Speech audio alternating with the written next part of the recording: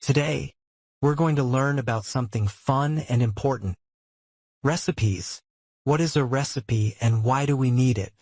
Let's find out. A recipe is like a guide or a list of instructions that tells us how to make something delicious, like a cake, soup, or salad. It tells us what ingredients to use and how to mix them. Recipes help us cook and bake without forgetting anything. They tell us the exact steps we need to follow to make sure the food tastes yummy and is safe to eat. Ingredients are the foods we need to make a dish. For example, to make a cake, we might need flour, sugar, butter, and eggs. These are like the building blocks of a recipe. A recipe has steps that tell us what to do first, second, and last.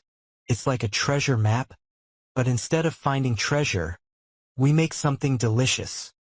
If we don't follow the recipe, the food might not taste good. It's important to stick to the steps and amounts the recipe tells us. That's how we get the best results. There are many kinds of recipes. Some are for cooking, like making soup. Some are for baking, like making cookies.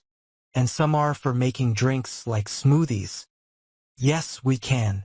We can create our own recipes by mixing ingredients we like. First, we choose what we want to make, and then we write down the ingredients and steps.